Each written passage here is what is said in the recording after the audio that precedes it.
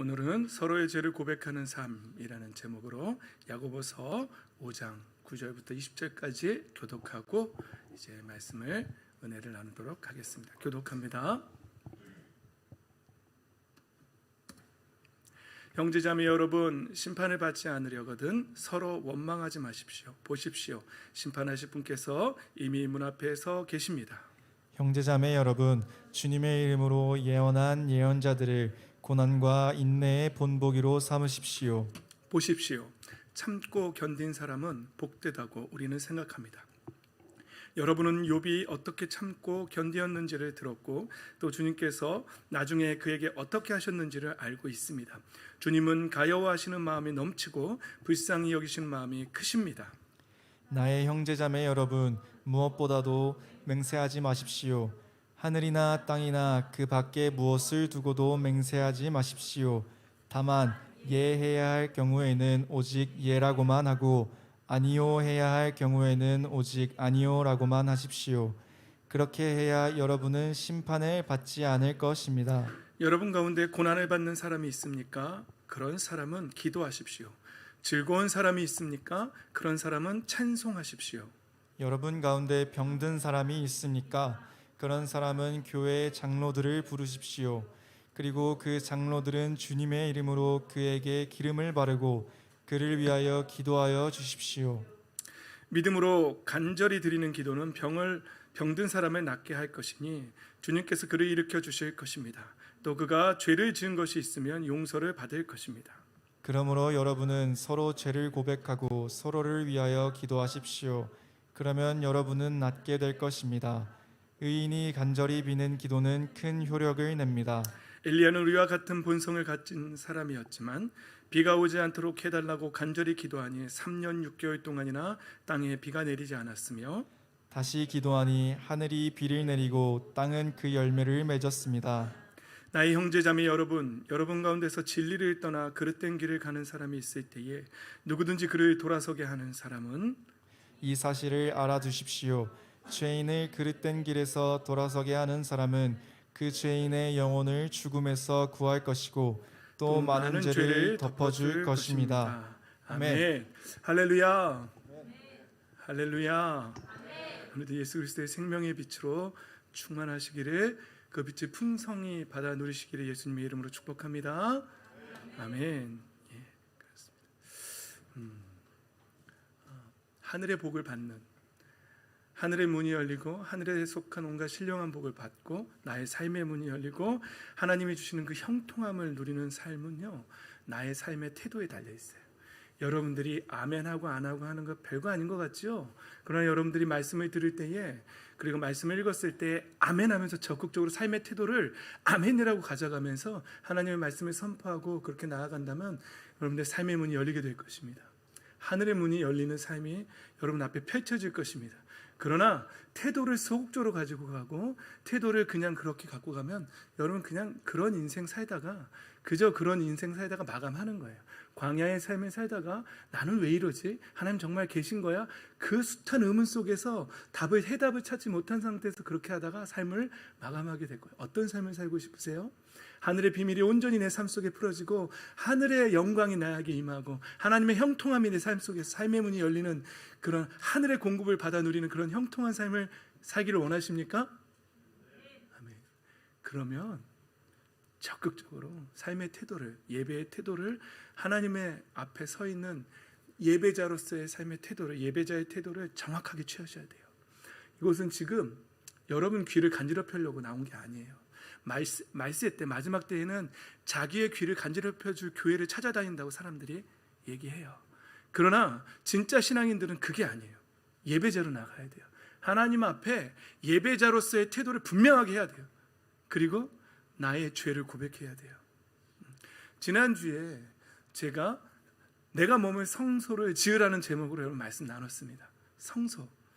여러분, 그런데 그 성소가 여러분 이 예배 드리는 이 건물이 아니라고 제가 말씀드렸잖아요. 제가 건물이라고 해석해서 여러분들한테 설교한다면 여러분들은 이 건물을 짓기 위해서, 이 건물을 크리스탈로 짓기 위해서 여러분들은 계속해서 막 헌금에 집중하고, 그리고 내가 헌금을 낸 것에 카타르시스를 느끼며 내가 마치 신앙이 헌금을 많이 냈으니 신앙이 좋다라는 그런 착각을 하며 살게 된다고요. 그러나 하나님이 원하시는 성소는 예배당이 아니고 내 마음에, 너희가 하나님의 성전인 것과 하나님의 영이 너희 안에 거하시는 것을 알지 못하느냐는 고린도서 3장 16절의 말씀처럼 우리가 지어야 될 성전은 바로 여기라는 것이죠. 하나님 앞에서 진짜 성전이 되어져 가야 한다는 것이죠. 할렐루야. 여러분, 질문합니다. 성전은 무엇입니까? 구약시대 때는 천막이었습니다. 텐트였습니다. 왜냐하면 광야를 이동해야 되기 때문에 그들이 천막을, 성막을 들고 어깨에 메고 그렇게 행진해야 됐어요. 그리고 그 성막을 쫓아 살아야 됐고, 진을 칠 때는 성막을 중심으로 동서남북으로 12지파가 진을 쳤어야 했어요. 마치 십자가의 모양을 그리듯이 동서남북으로 그렇게 진을 쳤어요. 그 성막이 뜻하는 것은 무엇입니까? 그의 삶의 중심 안에 하나님의 임재가 거하는 것 아닙니까? 우리의 삶에, 우리 안에, 이 안에 성전을 지은다는 말은, 우리가 성전이 된다는 말은 무엇입니까? 우리의 삶의 중심에 하나님의 임재가 거해야 된다는 것 아니겠습니까? 그래서 우리는 우리의 삶에 하나님의 임재가 항상 있어야 돼요. 하나님의 임재와 우리는 함께 동행해야 돼요. 우리가 교회에 올 때만 하나님의 임재를 찾는 것이 아니라 우리가 가정에 가서도, 우리가 직장에 가서도, 우리가 친구를 만날 때에도 우리는 거룩한 성전이고 우리 안에 하나님의 임재가 날마다 거해야 돼요. 그래서 우리는 그 임재 가운데 걸어다니는 인생이 되어야 한다는 사실입니다. 할렐루야. 그런 인생이 되셔야 합니다. 첫째는 임재입니다. 하나님의 법궤, 하나님의 언약궤를 두고 내가 그곳에 내 이름을 두겠다라고 약속하신 그것, 우리 안에 하나님의 이름을 거해야 돼요. 그 성전, 하나님의 임재. 그리고 두 번째는 성막에서, 그리고 성소에서, 자, 여기서 조심하면 안 됩니다. 이 포인트에서 조심하면 영의 문제가 있는 거예요. 영이 잠든 사람이에요. 영이 잠든 사람은 영적인 설교를 하기 시작하면 바로 자요. 절대로 조심하면 안 돼요. 제 눈을 똑바로 보세요. 2초만 제 눈에서 벗어나면 여러분 좁니다. 간증하는 사람들 얘기 들어보면은요, 무당이었다가 예수 그리스도를 영접하고 신앙인으로 돌아온 사람들, 복음을 막 전하잖아요. 그 사람이 또 다른 무당에게 복음을 전하는데 막 욕짓거리를 해대고 복음을 거부합니다. 그러다가 안 되면 뭐 한다고요? 재워버립니다. 그게 제가 부활을 강조하는 어느 교회에서 그 간증을, 무당이었다가 예수 그리스도를 영접한 사람, 그리고 그 사람이 복음을 전할 때 나타났던 그런 현상들을 간증으로 얘기할 때 제가 그걸 들었어요. 여러분, 졸지 마세요. 우리 어린이 친구들 특별히 제 눈을 똑바로 보세요. 비록 잘생긴 얼굴은 아니지만 겸손한 척하는 거예요. 꼭 보세요. 졸면 안 돼. 이 타이밍에서 졸면 안 돼요. 어디까지 갔죠? 네, 성전 안에서는 어떤 일이 일어나야 합니까? 성막에서는요, 회개가 일어나야 돼요. 성막의 주 임무는요, 매일매일 그 성막에서 행해진 일들은요, 제사장들이, 그리고 대제사장이 거기서 짐승을 잡습니다. 하나님 앞에서 그 우리의 죄를 대신해서 그 짐승을 죽입니다. 왜? 죄의 값은 생명으로 대신해야 된다는 하나님의 엄중한 법이 있기 때문에 그래요. 왜 그 법을 알려주셨을까요? 대한민국에도 대한민국의 헌법이 있습니다. 죄를 지으면 형법상 그들은 감옥에 가야 합니다. 이게 대한민국의 법입니다. 그렇죠. 하나님의 법에서는 죄를 지으면 죽어야 합니다. 그러나 어떤 사람이 하나님 앞에서 죄를 지었을 때, 죄를 지을 때마다 생명으로 대신한다면 그 사람의 생명이 나만하겠습니까? 생명이 여러 개입니까? 있을 수 없는 일이죠. 그래서 하나님은 법을 주셨어요. 어떤 법을 주셨냐면, 죄를 지으면 이 사람이 자기가 기르는 짐승 중에서 소나 양이나 가장 귀한 거, 곧 죽을 병든 거 안 돼요. 가치 없는 거 안 돼요. 흠없고 온전한 짐승 중에서 그것을, 귀한 것들을 가지고 제사장 앞에 가야 돼요. 그리고 그 사람 직접 그 짐승의 머리에 손을 얹어야 돼요. 죄 지은 사람이. 그리고 자신의 죄를 그 짐승에게 전가시키는 거예요. 이게 하나님이 모세를 통해서 보여주신 법이에요. 정해주신 법이에요. 그리고 그 사람의 죄를 그 짐승에게 전가시키는 행위를 손을 얹고 한 다음에 제사장은 그 짐승을 하나님 앞에서 그 성막 안에서 죽입니다. 그리고 그 피를 뿌리고 그 생명을 대신합니다. 그 짐승이 죽어져가는 모습을 볼 때 그 죄를 지었던 사람은 내가 지은 죄 때문에 내가 저렇게 저 짐승처럼 죽어야 하는데 그래야 마땅한 죄였는데 나를 대신해서 저 짐승이 죽어가는구나, 이걸 봐야 돼요. 그리고 마음속에 다시는 그 죄를 짓지 않겠다라고 결단하는 삶을 살아야 한다는 것이죠. 이게 하나님의 성막에서, 성전에서, 그리고 나중에 솔로몬의 성전에서 행해지는 첫 번째 일들이에요. 거기에는 죄사함의 피가 항상 흘러야 돼요. 그게 성막의 목적입니다. 여러분, 그 짐승이 무엇을 예표한다고 여러분 배우셨습니까? 우리의 죄를 대신해서 죽어주었던 그 짐승이 바로 누구를 예표한다고 배우셨습니까? 우리를 위해 십자가에서 돌아가신 예수 그리스도를 그림자처럼 예표한다고. 마치 영화의 예고프로처럼 구약에 나온 그 말씀들은 예고프로들이에요. 너희들을 위해서, 나의 백성들을 위해서, 영원한 죄사함을 위해서 내가 내 아들을 보낼 것이고 우리를 위해서 그 죄값을 대신 치러줄 것이라고, 예수 그리스도를, 하나님의 아들을 보내주실 것이고 십자가에서 나무에 달려 죽어줄 것이라고. 그것을 미리 보여주는 사건들이 바로 구약의 제사, 짐승의 제사의 사건들. 그러나 그 짐승에는 죄를 없애주는 효과는 없다라고 히브리서에 분명하게 말해주고 있어요. 그저 예표일 뿐이에요. 진짜 죄사함의 효력은 바로 예수 그리스도의 십자가의 보혈만이 하나님 앞에서 지은 우리의 모든 죄악들을 해결해 주는 줄 믿습니다. 우리는 그 죄값으로 사함받는 거예요. 우리는 죄인들이에요. 우리가 성전이라면 이 안에서 우리는 날마다 그 핏부림이 있어야 돼요. 그러려면 먼저 하나님 앞에 회개하는 일들이 있어야 돼요. 내가 하나님 앞에 회개하려면 무엇을 깨달아야 할까요? 내가 죄인이라는 사실을 깨달아야 합니다. 그런데 우리의 인생은요, 내 자신의 죄를 깨닫기보다는 남의 죄를 지적하기가 너무 빨라요. 오늘 본문 말씀은 서로 죄를 고백하라고 말합니다. 그런데 우리는 서로 죄를 고백하기는커녕 서로 죄를 지적하며 살고 있습니다. 이것이 우리의 인생에 형통함이 없는 가장 큰 문제점이에요. 여러분, 우리가 성전이라면 우리는 날마다 이 안에서 예수 그리스도의 보혈이 뿌려져야 해요. 그리고 회개가 일어나야 돼요. 그 회개가 일어나려면 가장 선행되어야 될 것이 나의 죄를 먼저 봐야 돼요. 내가 얼마나 하나님 앞에 타락한 존재인지, 내가 여기에 얼마나 썩었는지. 여러분, 뉴스에 나오는 그 수많은 성적 범죄자들, 살인자들, 그 많은 범죄자들이 그들이 마음속에 갖고 있는 그 타락한 죄악들의 마음들이 바로 이 안에도 있다는 사실을 우리는 봐야 돼요. 그것을 본 사람들이 하나님께 감사하는 거예요. 오늘 찬양하면서 저는 울지 않을 수 없어요. 마지막 찬양에 오 위대하신, 오 놀라우신, 형언할 수 없는 그 사랑 찬양하는데 전 울지 않을 수 없었어요. 왜요? 나 같은 죄인 살리신 그 예수 그리스도의 사랑이 내 안에 가득 차서 나를 울리기 때문에 그렇습니다. 여러분, 그래서 제가 찾은 말씀 하나가 있는데 누가복음 7장의 말씀이에요. 어떤 바리새인이 예수님을 자신의 집에 초대합니다. 그 사람의 이름은 시몬이라고 그렇게 나와요. 옛날에 시몬이 참 많았나 봐요. 그런데 그 집에 예수님이 식사를 하시러 들어간 한 여인이 계속해서 예수님의 발치를 쫓아다니면서 무릎 꿇고 쫓아다녔겠죠. 그렇게 하려면, 그 행위를 하려면 자신의 눈물을 계속 흘리며 예수 그리스도의 발등에 눈물을 자꾸 떨어뜨리는 거예요. 그리고는 자신의 머리털로 예수님의 발을 닦는 거예요. 자신의 눈물이 예수님의 발에 떨어졌다는 사실을, 자신의 머리털로 예수. 그런데 그 바리새인은 이렇게 생각하는 거예요. 저분이 정말 의인이라면 저 여인이 죄인이라는 사실을 알 텐데, 저 사람 뭔가 문제가 있나 보다라고 이렇게 생각을 했어요. 그랬더니 예수님께서, 시몬아, 너는 내가 이 집에 들어왔을 때 내 발을 닦을 물도, 내 손 닦을 물도 나에게 떠주지 않았다.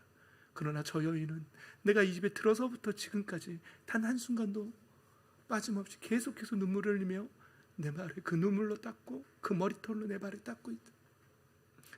내가 너에게 질문한다. 어떤 사람이 5억 원의 빚을 졌다. 어떤 사람은 5천만 원의 빚을 졌다. 근데 둘 다 갚을 돈이 없어서 그냥 탕감받았다. 누가 더 감사하겠느냐. 그랬더니 그 바리새인이 그러는 거예요. 더 많이 탕감받은 사람이 더 감사할 것 같습니다. 그렇다. 저 여인이 바로 더 많이 탕감받았다. 여러분, 누가 진짜 진심으로 찬양할 수 있습니까? 하나님 앞에 감사하며 감격하며 예배하며 찬양할 수 있습니까? 내가 더 많이 탕감받은 사람이라는 것을 깨닫는 사람들이 진짜 예배를 드릴 수 있는 거예요. 그런데 과연 그 바리새인보다 그 창녀의 여인, 그 여인이 정말 더 많이 탕감받은 사람일까요? 더 많은 죄인일까요? 더 큰 죄인일까요? 제가 여러분들보다 더 큰 죄인이기 때문에 제가 더 감사하는 걸까요? 아니에요. 하나님 앞에는 바리새인이나 율법학자나 창녀나 세리나 다 똑같은 죄인이에요. 하나님 앞에 더 감격하고 감사하는 사람들은 그걸 깨달은 것뿐이에요. 내가 얼마나 죄인인가를 깨달았을 뿐이에요.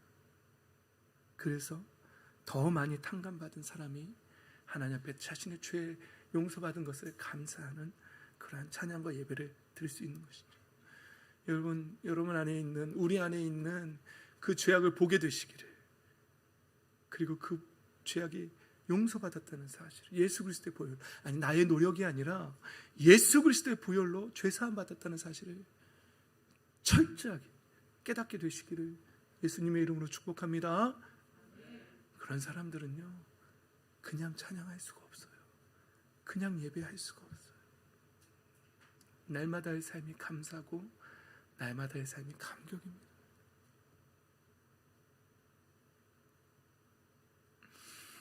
여러분, 이제 또 우리 새로 오신 우리 가정들이 있는데, 이제 다음 주부터 이제 부부 세미나를 받기로 했어요. 근데 이 두 분이 또 다른 가정도 또 하기로 했지요. 근데 이 두 분이 시간이 없어서, 주일날뿐이 시간이 없어서, 근데 원래 그 부부 세미나를 해주시는 목사님 부부가 원래 주일날은 그걸 안 하세요. 쉬세요. 그런데 저희가 사정을 얘기했더니 이 부부가 주일날밖에 함께 할 수 있는 시간이 없습니다라고 사정을 했더니 기꺼이 받아주셨어요. 그래서 이제 다음 주부터 이제 8주 동안 하고, 한 가정은 토요일날 할 거고 한 가정은 이제 주일날 할 거예요. 근데 그분이 뭐라고 저희에게 말씀하셨냐면, 신기하게도 아름다운 꿈의 교회 성도들을 부부 세미나에 받아주면 본인들이 복을 받으신대요. 놀랍지 않으세요? 그리고 얼마 전에 카톡이 또 왔는데, 그래서 저희 아내한테 왔어요. 사모님, 놀랍죠? 더 이상 예약할 수 있는 시간이 없습니다. 다 찼습니다. 딱 하나 남았는데, 그때 말씀하셨던 그 한 분, 이 시간 예약되기 전에 꼭 예약하셨으면 좋겠습니다. 그래서 이제 또 토요일날 한 번 남은, 하나 남은 그 시간에. 놀랍지 않습니까, 여러분? 우리가 그런 존재들이에요. 우리에게 친절을 베풀면 그분들이 복을 받아요. 그걸 알기 때문에 그분이 받으셨고 또 받아주셨더니 또 놀랍게 예약이 다 찼어요. 더 이상 시간이 없을 정도로. 그 우리가 어떤 존재들이에요? 우리 아름다운 꿈의 교회 성도들이 복덩이들이라는 거예요. 우리가 자부심을 갖고 계셔야 됩니다. 우리는 복덩이들이에요. 근데 여기서 질문이 있어요.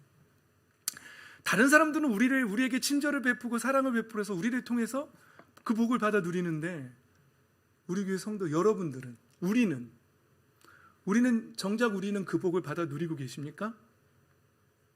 어떠세요? 질문. 그런 것 같기도 하고 아닌 것 같기도 하고 그러시죠? 제가 오늘 왜 우리는 그 형통의 복을 받아 누리지 못하는가, 어떻게 하면 그 형통의 복을 받아 누릴 수 있는가, 이 천기누설과 같은 하늘의 비밀을 제가 오늘 여러분들한테 설명해 줄 거예요. 잘 들으셔야겠죠? 마음대로 하세요. 이 비밀을 몰라서 못 받아 누리시는 거예요. 자, 출발합니다. 잘 보세요. 오늘 본문은요, 능력의 기도에 대해서 말하고 있어요. 능력의 기도. 어떤 내용이냐면요, 병든 사람이 있으면 장로들을, 여기서 말하는 초대교회의 장로들은요, 사실 신약 성경은요, 장로와 감독은 같은 의미로 쓰여지고 있어요. 그러니까 목회자들이죠. 그리고 또 우리가 장로를 또 세우잖아요. 함께 치리할 수 있는 목회자를 포함한 장로님들이에요. 그래서 그들을 부르래요. 병들었을 때는. 그리고 그들에게 기름을 바르고, 그때 당시에는 뭐 약이나 이런 것들이 발달하지 않았잖아요. 올리브 기름, 올리브유, 감람유가 사실은 치료제로 쓰였어요. 그래서 상처에 치료도 하고 기름도 바르고, 또 이 기름은 왕을 세울 때, 제사장을 세울 때, 그렇죠? 선지자를 세울 때 이렇게 이 기름이 발라졌어요. 부어졌어요. 근데 그 병든 자에게 그 기름을 발라주라면 그게 얼마나 위로가 되겠어요. 너는 하나님의 기름 부음 받은 나의 형제다. 우리의 형제야. 하나님의 자녀야. 너는 왕 같은 제사장이야. 거룩한 나라야. 하나님의 백성이야. 그러면서 기름을 발라주면서 기도해 주는 거예요. 위로가 되겠죠? 네. 기름을 바르면서 하는데 그를 위해서 뭐 해주라고요? 기도해 주래요. 기도해 주는데 이런 설명이 붙어요. 믿음으로 간절히 드리는 기도는 병든 사람을 낫게 할 것이다. 그리고 주님께서 그를 일으켜 주실 것이다. 여기서 착각하면 안 돼요. 내가 기도해서 나았다라고 착각하면 안 돼요. 내가 40일 금식해서 나았다 이런 착각하면 안 돼요. 우린 예수 그리스도의 이름의 권세로 기도하는 거예요. 나한테 능력 있다고 시작하면은 이제 교주로 가는 거예요. 사이비 교주로 가는 거예요. 절대로 착각하면 능력은 우리에게 있는 게 아니에요. 누가 일으켜 주신다고요? 주님께서. 예수님의 이름으로 우리가 기도할 때에 주님께서 일으켜 주신 거예요. 그리고 그가 죄를 지은 것이 있으면 뭐라고요? 그가 회개하게 될 거라는 거예요. 그 많은 기도의 그 위로 가운데서 그가 하나님 앞에 사실은 내가 이런 죄를 지었어요.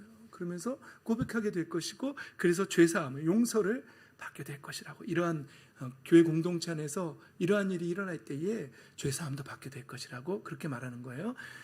기도해서 죄사함을 받았다 이런 거 아니에요. 그 정황들을 얘기하는 거예요. 오케이. 그 다음에 붙는 말씀이 이 말씀이에요.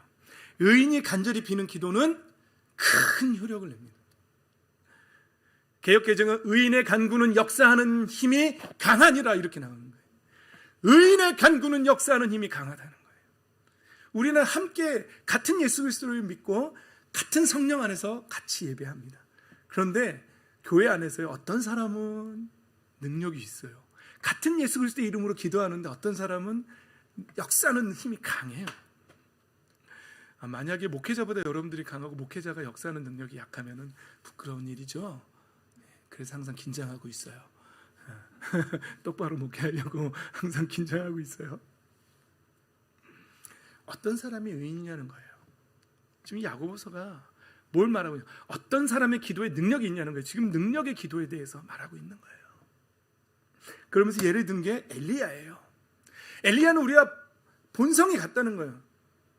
본성이 같다는 말은 뭐냐면요, 우리가 같은 남성, 여성, 같은 인간이라는 거예요. 그런데 같은 인간이 기도했는데 그 사람은 3년 6개월 동안 비가 내리지 않기를 간절히 기도했더니 비가 안 내렸어요. 그런 다음에 또 다시 비를 내리게 해달라고 기도했더니 비가 내렸어요. 그리고 뭐 했다고요? 열매를 맺는 일이 일어났다는 거예요. 어떤 사람의 기도에는 이런 능력이 있다는 거예요. 저와 여러분의 기도에 이런 능력이 있기를 예수님의 이름으로 축복합니다. 아멘. 그냥 교회 막 다니는 게 아니에요. 예수 그리스도 이름의 권세를 가지고 다녀야 돼요. 하나님의 임재를 가지고 다니고 정말로 능력 있는 삶을 살아야 돼요. 아니, 우리를 통해서 다른 사람들은 복을 나는데 우리는 그 복을 못 받아 누리면 말이 돼요. 우리도 받아 누려야죠. 자, 이제 그 방법을 오늘 본문에서 찾는 거예요. 여러분과 제가 교독한 그 본문에서 그 능력 기도를 하는 방법에 대해서 이제 알려드릴게요. 자, 첫 번째입니다. 우리가 하지 말아야 할 일이 있어요. 그게 뭐냐면 서로 원망하지 마십시오. 이게 의인의 간구와 연결돼요. 여러분, 하나님이 원하시는 건 뭐예요? 예수님이 원하시는 건 뭐예요? 서로 사랑이에요. 그런데 우리 타락한 인간들은 서로 원망하면서 살아요. 능력이 있겠습니까? 기도의 능력이 없어요. 이 원망하는 삶에는요, 기도의 능력이 없어요. 안타깝죠? 날마다 얘기해드려요. 저는 새벽마다 얘기해드려요. 서로 사랑하라고. 능력이 없다니까요. 서로 원망하는 삶에는 아무런 능력이 없어요. 그들의 기도에는 역사하는 힘이 강하지 않아요. 이걸 깨달아야 돼요. 그리고 참고 견디는 고난과 인내에 대해서 참고 견디는 삶을 살아야 돼요. 인내해야 돼요. 그 예를 든 게 욥이란 말이죠. 욥은 삶의 모든 정황 속에서 하나님의 뜻을 찾았어요. 그리고 참고 인내했어요. 근데 우리는 뭐라 그래요? 서로 원망하면서 저 인간 때문이야. 내 인생이 이렇게 된 건 저 인간을 만나서야. 내 인생이 이렇게 된 건 저 여자를 만나서야, 저 남편을 만나서야, 저런 부모를 만나서 내 인생이 이렇게 됐어 하면서 서로 원망하는 삶을 산다고요. 그러면 그 사람의 삶에는 능력이 나타날 수가 없어요. 하나님 답답하세요. 탄식하세요. 그리고 그것을 깨닫기 위해서는 광야로 가야 돼요. 광야 학교로 가야 돼요. 그리고는 광야 학교에서 그것을 깨달아야 돼요. 그리고는 모든 문제의 근원이 나에게 있었구나라고 회개하며 돌아오는 순간 이제 그 사람의 삶의 능력이 나타나기 시작하는 거예요. 선택하세요. 광야로 가서 배울래요? 지금 이 순간 배우실래요? 지금 이 순간 깨닫고 원망을 그치시기를 예수님의 이름으로 축복합니다. 아멘. 저는 말해줄 뿐이에요. 너무 친절하게 말해줘서 탈이에요. 주중에 새벽 기도한 어떤 부부한테 제가 이제부터 존댓말 쓰세요까지 구체적으로 얘기해 줬어요. 남편들 계시죠 여기? 오늘 이 순간부터 아내에게 존댓말 써보세요. 여러분 삶 속에 놀라운 일들이 일어납니다. 처음에는 어색하고 닭살도 없고 막 그래요. 근데 한번 해보세요. 싸우는 수가 축 줄어들어요. 10분의 1로 줄어들어요. 싸울 때도 당신이 이렇게 해서 이렇게 된 거 아니에요 라고 해보세요. 싸울 마음이 바로, 우리 알잖아요. 대화하다가 결국은 뭐예요? 원래 핵심은 다 사라지고 태도만 갖고 싸우고, 어떻게 나한테 그렇게 말할 수 있어? 그러다가 니네 집은 다 그래 이러면서 원래 그 이유들은 다 사라지고 서로에 대한 태도 때문에 더 싸우기 시작하잖아요. 능력 없다. 기도의 능력 없다. 욥을 예를 든 이유가 뭡니까? 주님께서 나중에 그에게 어떻게 하셨는지 보라는 거예요. 그런 삶을 살았을 때 하나님께서 우리의 인생에 나중에 어떠한 복을 내려주시는지 욥을 통해서 보라고 말하고 싶은 게 야고보 선생님의 핵심 내용이에요. 보라는 거예요. 욥처럼 욥이 나중에 받은 복, 그 복을 우리 모두가 받아 누리게 되기를 예수님의 이름으로 축복합니다. 아멘. 목소리가 아직 확신이 없으세요?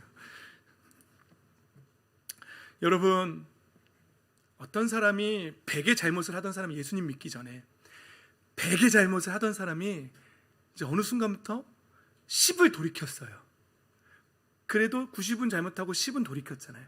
그럼 우리의 태도는 어때야 되냐면요, 그 10을 봐야 돼요. 그 10을. 근데 우리는 어떻게 해야죠? 아직도 90이 마음에 안 들어. 10은 온데간데 없고. 그가 또 15, 20을 또 돌이키면 그 우리의 삶의 태도는 어때야 돼요? 그걸 봐야 돼요. 그리고 칭찬해줘야 돼요.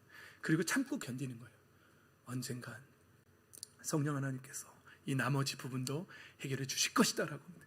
그런데 안타깝게도 제가 보는 우리의 모습은요, 이 90에 대해서, 이 80에 대해서 계속해서 불평불만하고 원망하는 삶의 태도를 취한다는 거예요. 복 받겠습니까? 그 기도에 능력이 있겠습니까? 하나님이 기뻐하시는 삶이겠습니까?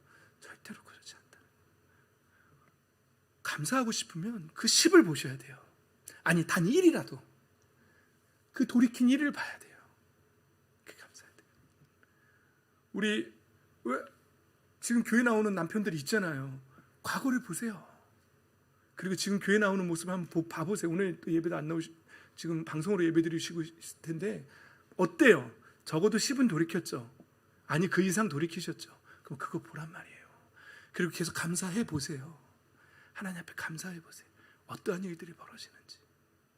지금 제가 하늘의 비밀을, 복받는 비밀, 형통의 비결들을 말씀해 드리고 있는 거예요. 아멘으로 받으셔야 돼요. 할렐루야.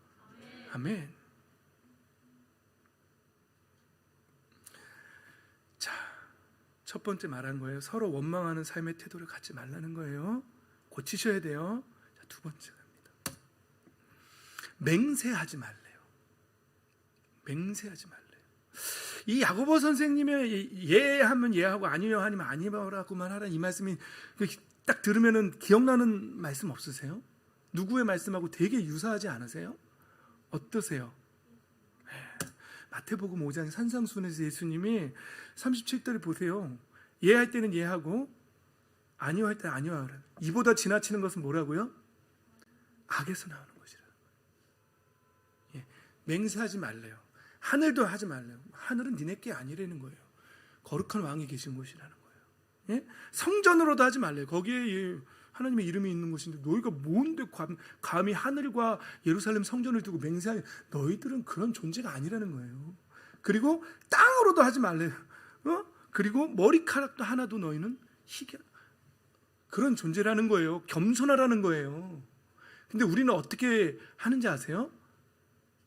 이 맹세하지 말라는 거는요, 지나친 감정을 말하는 거예요. 예? 내 뜻대로 하고 말겠다라는 그 고집과 아집이에요. 이 맹세는요. 예? 이보다 지나치는 것은 악에서 나온다. 여러분, 사도행전 23장 12절에 뭐냐면요, 어떤 사람도 있으면 바울을 죽이기 전에는 먹지도 않고 마시지도 않겠다고 맹세한 사람이 40명이 있다는 거예요. 이런 맹세 하지 말라는 거예요. 근데 여러분 삶 속에서 어때요? 내가 저 인간하고 말을 하나 봐라. 내가 말을 하면 인간이 아니다, 막 이런 거. 여러분 이런 맹세 해보세요. 한 번도 안 해봤다. 난 이런 맹세. 선유, 진짜던지 아직 자기의 타락을 못 봤던지 둘 중에 하나예요. 난 진짜이기 바랍니다.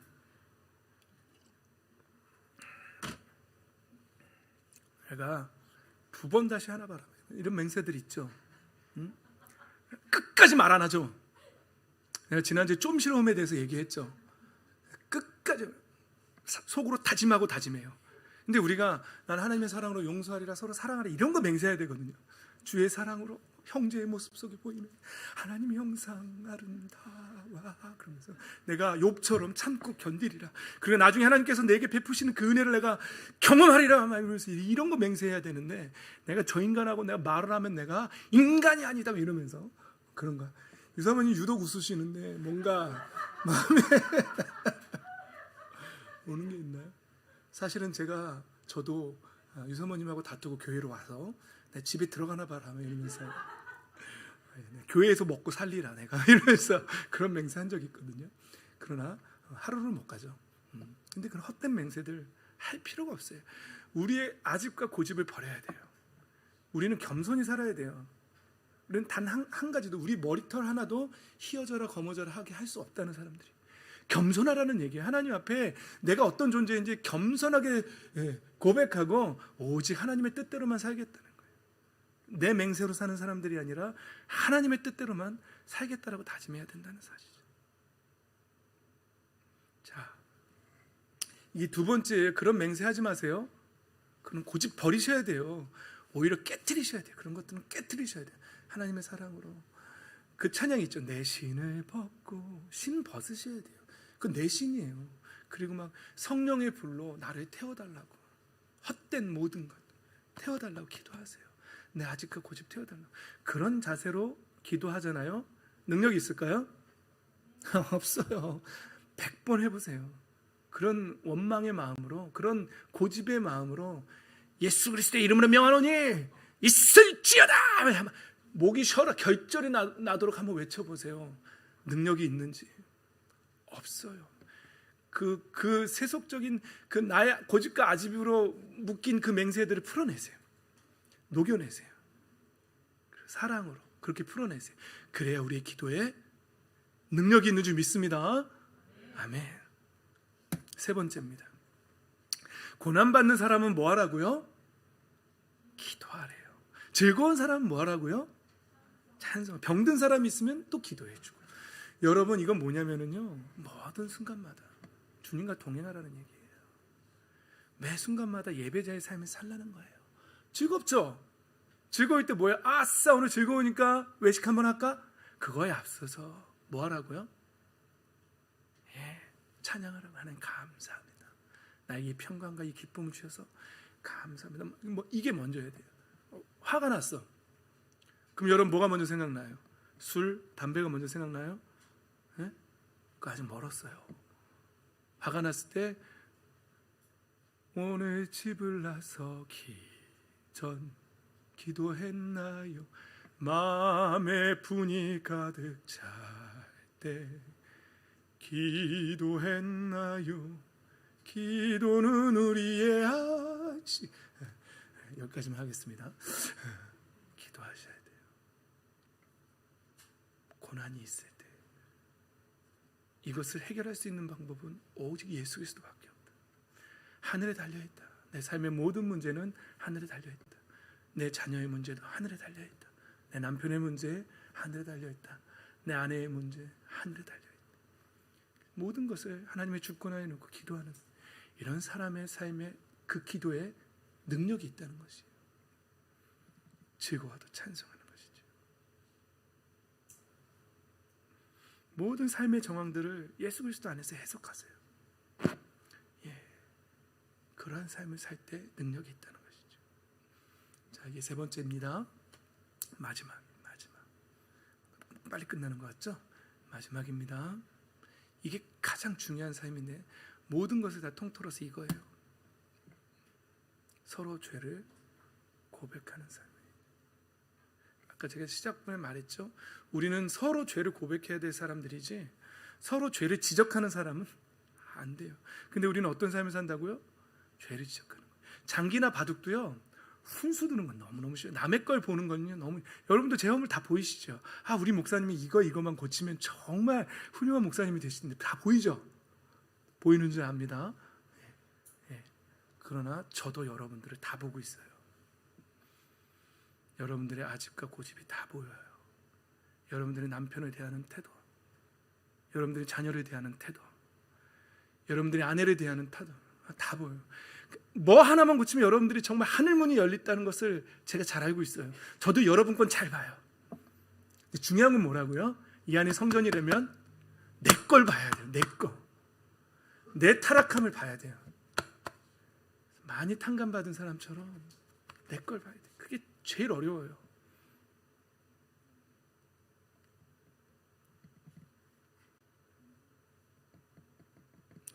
좀스러우면요 내 걸 보고도요 고백을 못해.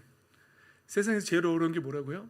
여보 내가 미안해. 이 말이요 제가 태어나서 50년 동안 살면서요 이 입에서 나오기가 제일 힘든 말이었어요. 자녀한테는 오히려 쉬웠어요. 자녀는 쉬워요. 제 경험으로는 아내한테가 제일 힘들었어요. 그 알량한 그 자존심 때문에요. 여보 내가 잘못했어요. 내가 생각해보니 내가 옹졸했어요. 잘못했습니다. 미안합니다. 이게요. 이야 세상에 진짜 세상 그거 어떤 것보다도 어렵더라고요. 여러분들 어떠세요? 그런 거 잘하세요?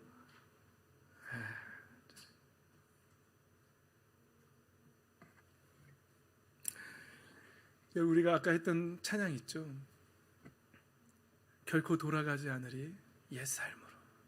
성경도 말하죠. 옛사람의 구습을 벗어버리라고요. 예전의 삶이 그랬다면은요, 그 좀스러움이었다면은요, 이제는 그거 벗어버려야 돼요. 이제는 정말 서로의 죄를 고백하는 삶을 살아야 돼요.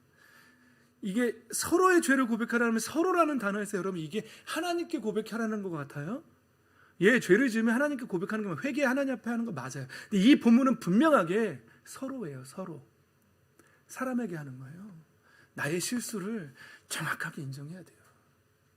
우리 타락한 인간은요, 내 잘못보다는 너 때문이야를 죄 지적을 너무나 잘해요. 기도의 능력 없습니다. 여러분 자녀들한테도 기가 막히게 보이죠. 넌 이것 때문에 넌 안 되는 거야 라고 분명하게 보이죠. 자기 거 보라고요. 자기 거. 요즘 아버지나 어머니도 보면은요, 이게 가정인지 조직폭력배인지 구분이 안 가요. 제가 저 92년도에 군대 입대했는데 그때도 가면 이게 군대인지 조직폭력배인지 이게 막 사람을 너무 인격적으로 모독하고 어떻게 머리에다 대가리를 박으라고 합니까? 까라면 까라는 말을 하고. 이건 조직폭력배 같았어요. 제가 볼 때는. 근데 그때 당시에 문화가 그랬어요. 영화만 봐도요. 조폭 마누라니 두사부일체인가요? 영화가 그런 영화가 되게 많아요. 신라의 달밤 너무 잘 알죠. 제가 제 영화 보는 거 너무 좋아하거든요. 근데 그때 당시에 한참 문화가요. 그 조직폭력배를 미화시키는 그런 영화가 굉장히 많았어요. 근데 저도 그때 속았어요. 착각했어요. 그게 권위라고 생각했어요. 그래서 아버지가요 자녀들을 하는데 이게 꼭 조직폭력배 두목처럼 하는 거예요. 자녀들한테 막 이러면서 막 방울뱀 있죠. 이거 많이 하면서 막 아들한테 막 대가리 박아라는 안 했지만 마치 그런 식으로 태도를 취하는 거였죠. 그랬던 모습을 제가 알아요. 그러니까 아들들이 두렵죠, 자녀들이. 근데 난 지금도 여러분들 보면 무슨 조폭 두목들 같아요. 자녀들한테 하는 거 보면. 지금 당장 내 뜻대로 안 되면, 내 통제 욕구대로 안 되면 죽여버릴 듯이. 아니 어떻게 그렇게 말할 수가 있어요, 자녀들한테. 버리라고요. 능력 없다고요, 그런 거. 고치시기를 바랍니다. 고치셔야 돼요. 여러분들은 서로 사랑해야지 서로 지적질하면서 그렇게 살면 안 돼요. 물론 교육을 위해서 양육하라고요. 훈육하고 양육하라고, 주의 말씀으로. 훈육하고 양육하라 그랬죠. 언제 조폭처럼 그렇게 하라 그랬어요. 그 양육 아니에요. 차라리 훈육하고 딱 정해서 이제부터 형제끼리 싸우면 회초리 세대다 딱 정하고 정확하게 때리세요. 차라리 회초리를. 형제끼리 싸우면 그게 낫지. 말로 막 조폭처럼 막 뭐 삐 막 이러면서 그게 뭐 하는 짓들이에요, 그게 도대체. 오늘만 말하고 안 하겠습니다. 다 고치세요. 여러분 자식들이니까 하든지 뭐 선택하세요. 저는 고쳤어요. 아들들 고쳤죠. 옛날엔 조폭 같았지만 지금은 거의 조폭 같지 않죠. 네. 이젠 제가 쫄다고 같아요, 아들들한테. 똑바로 하라고 저한테 막 그러면 그러면 제가 그러거든요. 가정에 평화가 찾아왔어요. 그리고요, 기도에 능력이 있어요.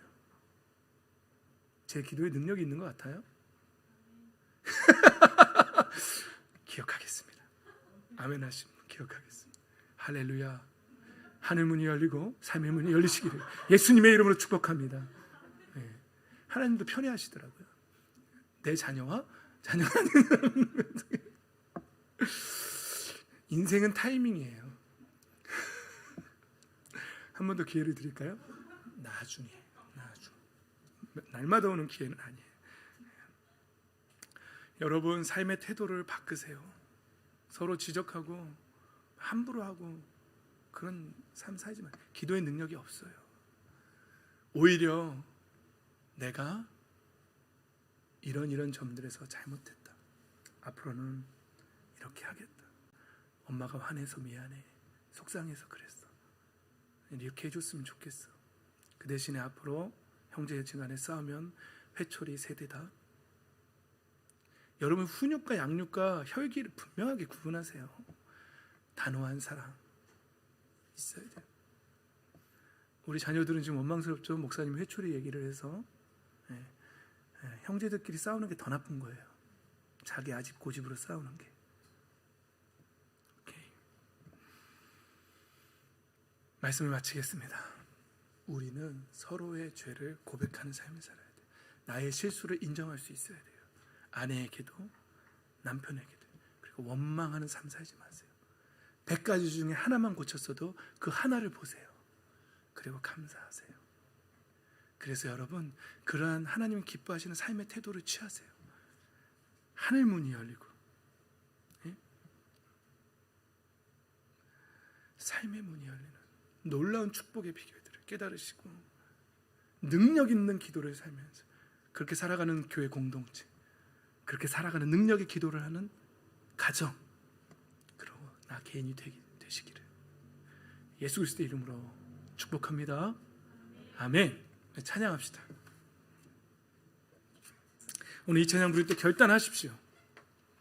특히 그 부분, 결코 돌아가지 않으리 옛 삶으로, 과거의 내 삶으로 절대 돌아가지 않겠다고.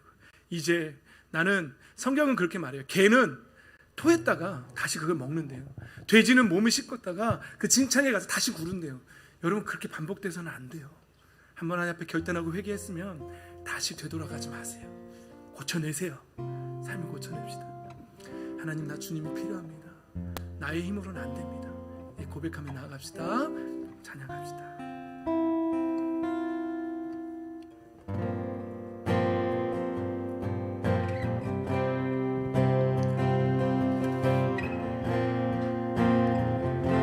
주님이 더욱 필요해 이전보다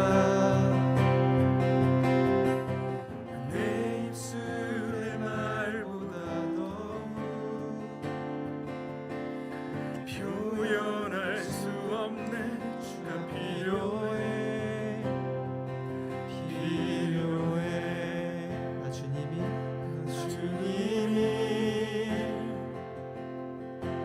더욱 필요해. 이전보다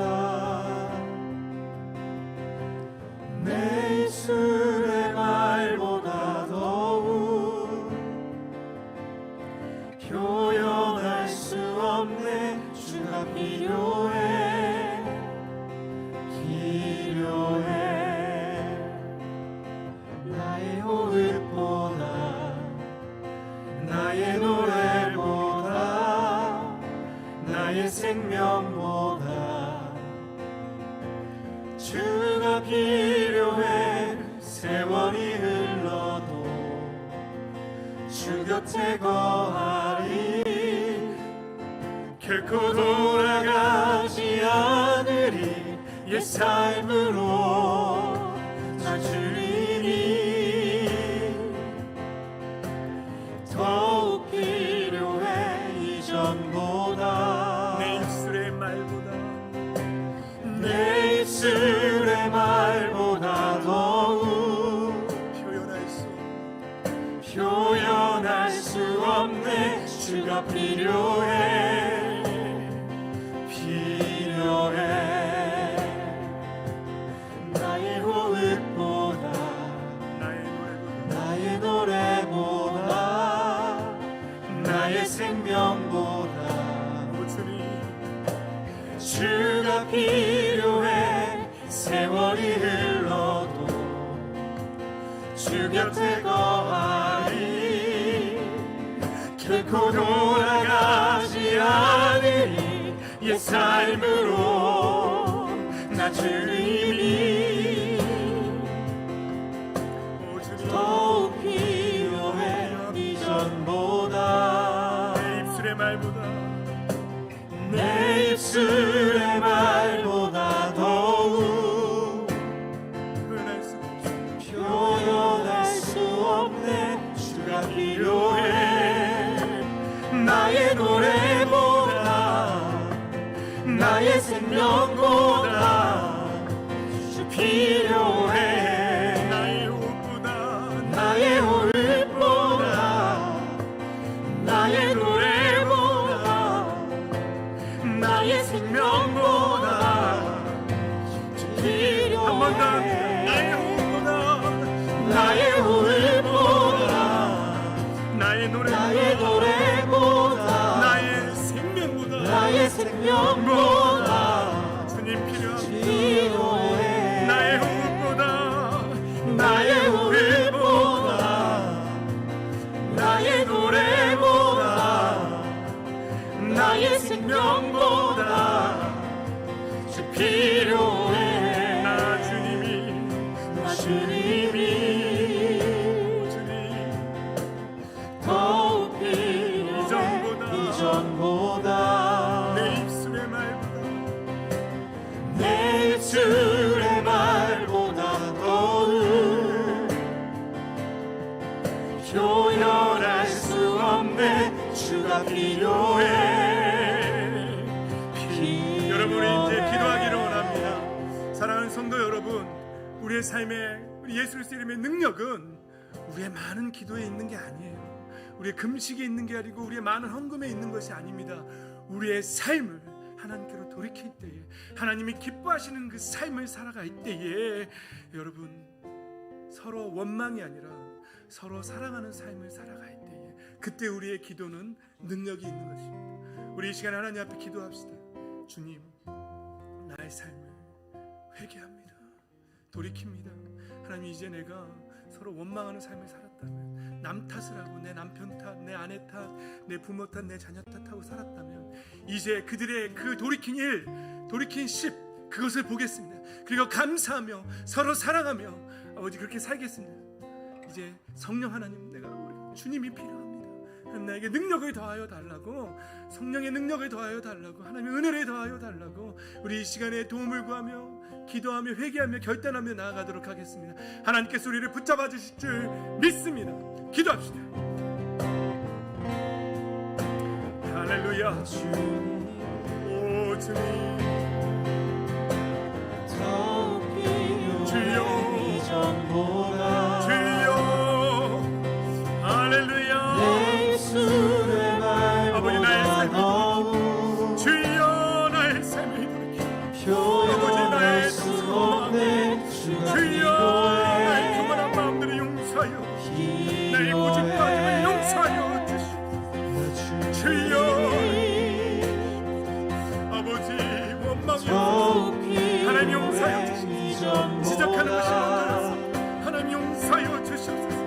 서로의 죄를 고백하고 나의 잘못을 먼저 시인하고 나의 죄를 고백하는 그런 우리의 가정을 고백하고 나의 허물을 먼저 고백하지 나의 실수를 정직하게 고백하지 미안하다고 말하지 그런 사람이 되어 서로를 존중하고 하나님의 영광을 받고 귀하고 복된 가정들을 되시고 아름다운 고백의 성도들의 가정을 하나님 회복시켜 주시옵소서. 이들을 회복하며 하늘의 영광이 임하고 하늘의 문이 열리고 하늘에 속한 신령한 복이 있는 삶 우리의 삶에 임하게 하여 삶의 문이 열리고 우리의 자녀들이 복받게 하여 주시옵소서. 들어가도 복받고 나와도 복을 받고 떡반죽 그릇에 복을 받는 아버지여 오늘 그 복 28장의 복 우리에게 임하게 하여 주가 필요해. 주여 세월이 흘러도 능력을 주 곁에 거하리. 결코 돌아가지 않으리. 회개의 영을 내 부어주시옵소서. 삶으로 회개의 영을 부어주시옵소서. 나 주님 회개의 영을 부어주시옵소서. 나의 죄를 고백하소서. 우리의 죄를 필요해. 이 잠보다 죄를 고백하소서. 내 입술의 말보다 더 주님 표현할 수 없네. 주가 필요해. 주 필요해. 오늘도 살아계셔서 우리 가운데 역사하시는 하나님 아버지 귀한 은혜 주심을 감사드립니다. 아버지 우리의 삶이 하나님 앞에서 참된 예배자가 되게 하여 주시옵소서. 아버지 우리가 원망하기에 빨랐고 서로의 죄를 지적하는 데 빨랐습니다. 판단하고 비방하는 데 비판하는 데 빨랐습니다. 하나님 용서하여 주시옵소서. 먼저 나의 실수를 정직하게 고백할 줄 알게 하여 주시옵소서. 나의 죄를 서로의 죄를 고백하며 아버지 서로의 장점을 바라보며 서로를 사랑하며 서로를 세워주며 예수 그리스도의 사랑이 흘러넘치는 그러한 가정 그러한 공동체가 되게 하여 주시옵소서. 그래서 하늘의 신령한 복이 하늘 문이 열리고 우리의 삶에 임하고 우리의 삶의 문이 열리고 우리의 자녀들이 잘 되고 아버지 하나님께서 하나님의 자녀들이 받아 누리기를 원하시는 그 복된 삶이 우리의 삶에 임하게 하여 주시옵소서. 아버지 하나님 그래서 우리의 자녀들이 어딜 가든지 잘 되고 우리의 삶의 문들이 열리는 그 축복을 그 놀라운 하늘의 복을 받아 누리는 아름다운 꿈의 교회 공동체 되게 하여 주시옵소서. 아버지 오늘도 아버지 앞에 귀한 예물 드리는 손길이 있습니다. 아버지께서 그 중심을 이미 살피셨고 기뻐 받으신 줄 믿습니다. 믿음을 더하시고 은혜를 더하시고 하늘의 문을 열어 주시옵소서. 삶의 문을 열어 주시옵소서. 오늘도 반주자로 또 찬양인도로 교회 청소로 여러 가지 모양으로 몸으로 헌신한 헌신자들이 있습니다. 아버지께서 그 헌신을 이미 다 보신 줄 믿습니다. 동일한 은혜로 가득 채워 주시옵소서. 감사드리며 예수님의 이름으로 축복하며 기도드리옵나이다. 아멘.